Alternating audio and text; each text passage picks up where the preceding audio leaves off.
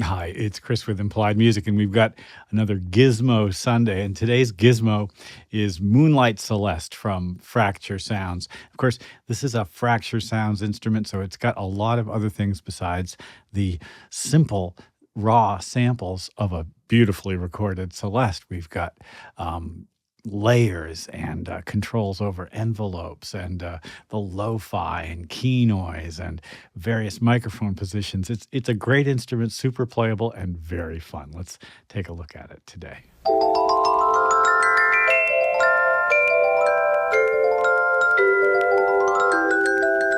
Well, you guys have heard the Celeste before, or as my snooty conductor friend calls it, the Celesta. You may actually hear people also call it a Celesta. Moonlight Celeste. Well, it's a kind of a metal bar instrument. Think of it as a keyboard whose hammers strike a metal bar. And it's probably most rather famously originally used in that Tchaikovsky Dance of the Sugar Plum Fairy. Sounds like this.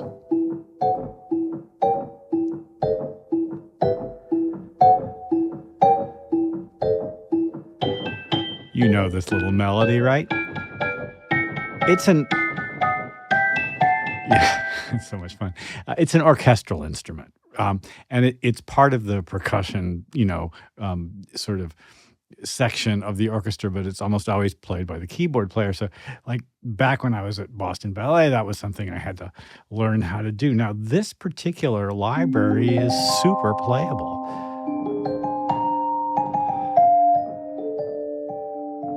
Very dynamic. And these layers, the Mystic and Rites and Luna, these layers here, they are wonderful. And that's, if you're familiar at all with Fracture Sounds libraries, this will be quite familiar to you. Let's take a look at these controls. So the color control here it seems to me like basically just a kind of an EQ. We get a kind of a duller version of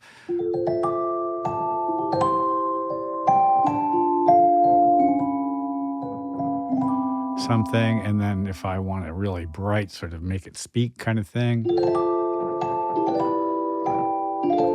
That's so lovely.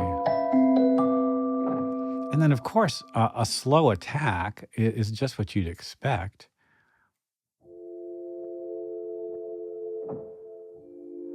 It almost makes it like a pad instrument. And we could increase the release time to give us a very dreamy texture.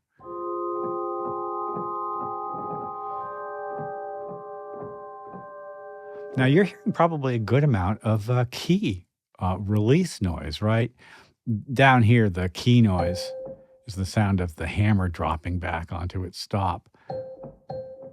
And it gives it an intimate quality to have it there. And if I turn it all the way up, it's pretty intense.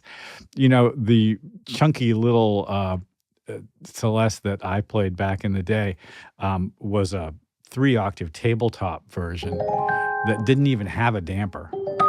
And this one does, which is nice. The German ones, the 5-octave ones, this is close to 5 octaves, right? 1, 2. It's not quite 5 octaves. The 5-octave German Celeste almost all have dampers. Atmospheric intensity just controls the volume of this over here. So here's our, beautiful chord.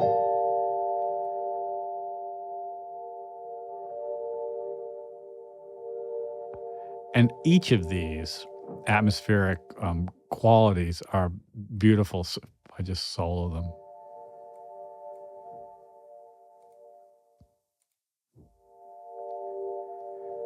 They're probably pretty quiet. This one is so high and beautiful. Just lovely. As we progress over to the right, we've got the layer mix tab and then a mic mix. And the mic mix is great because we've got very simply close mics. This is kind of like the sound of my little 3-octave one. It was very tinky and very close. It was like that, really dry. And, this beautiful kind of ability to use the perspective slider. Look at the way it goes. Whoa, I'm far away. Oh, I'm close.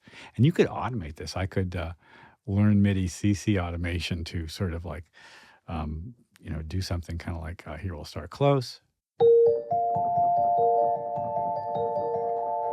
long way away. It's a nice room sound. And close.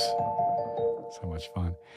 Well, there's this music box layer, which increases the sort of like transience in a great way. I think that's nice. It's a kind of a good way to bring something forward in the mix.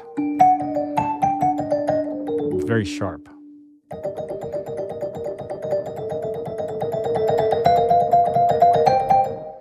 I feel like Carl Stallings. And, I'm going to leave it down again, but that's sharp. And I'll just note that the Blueprint series, the free series from Fracture Sounds, has a music box coming out right now. And you can just download that for yourself. And so it's that top layer, basically, that we're playing here. Lo-fi is a great addition to anything. And so let's turn it up and just kind of like do these chords.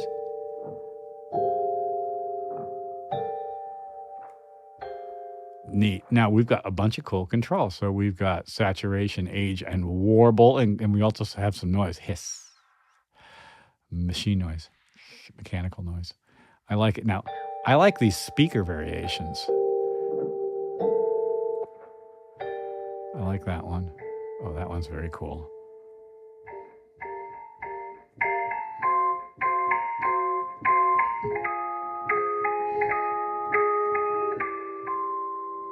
Just the horn.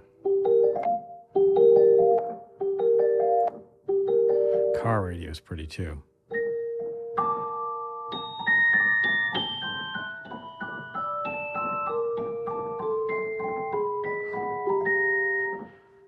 And it's wonderful to be able to have these controls. I'm going to turn it down again for the time being.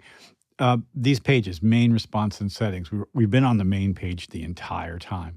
A response includes the ability to scale timbres, like it's all going to be super bright and or super dull. And I actually think that might be useful for certain applications. Like I want to sort of embed myself here no matter how hard I spank it. I don't get a really, really bright sound. That might be useful for mixing, right? Or performing. Nice. Settings has a couple of really useful spaces. Now, check this out. Sample start cuts into the sample, and right now it's cut in a bit, so I only have 25 milliseconds of delay. Now, the initial part of a sample contains a lot of important information. So if I set it to 60, I can actually feel this as a bit of latency, and then 100. A lot of latency, but there's like the little moment of the hammer just touching the bar, and I feel like there's a little more liveliness there. If I was tracking, I'd leave it, here. So I'm like right on top of it, cut into the sample a little bit, then I move it back to 0 and offset the track by 100 milliseconds. I could just do it over in the region information pane in Logic here. The clarity filter cuts out some lows for the highest notes, so not as thumpy in these high sounds. Hear the thump, and then the thump kind of goes away. I think that's sort of useful. And I would never use the extended range. It's not realistic, but I suppose somebody might like to have it. So this room tone, either it's always on or it's on with the transport. That could be useful. Room tone is always problematic when it's built into a sample library, but it can be useful. Now, the sustain infinitely mode for the layers is nice, and you can have it decay naturally. It's probably better to have it decay naturally. I think that may well be true. See how long it takes to decay. A long time. It takes a long time to decay. It's still decaying. It's decaying. They make these layers out of the original samples, and so the integration of the atmospheres with the raw samples of the Celeste itself is super tight and beautiful. I mean, best thing ever, right? So here. That's a beautiful combination of sounds.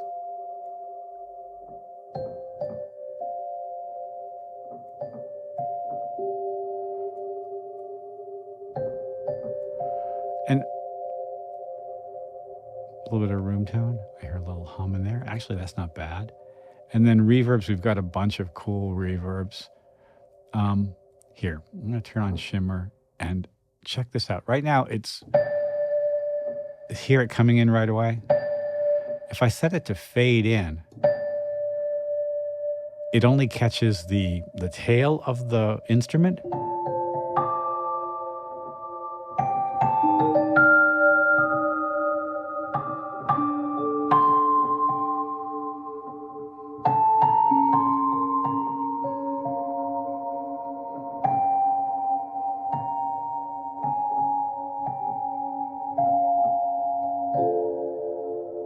That makes a beautiful, beautiful sound. Well, it's not only a useful orchestral instrument, the celeste or celesta, but it's also great for this, sort of like ambient world and just playing around just to kind of create textures. It's a wonderful layering instrument and doubles woodwinds and strings so well. It's sort of a better choice, I think, in some respects than the glockenspiel or chimes or things like that, because it's actually a pretty playable, expressive keyboard instrument. Well, thanks to Fracture Sounds for sending it my way to check out, and I hope this has been useful. Ding the bell, you'll be notified when I do my videos, and I'll see you next time.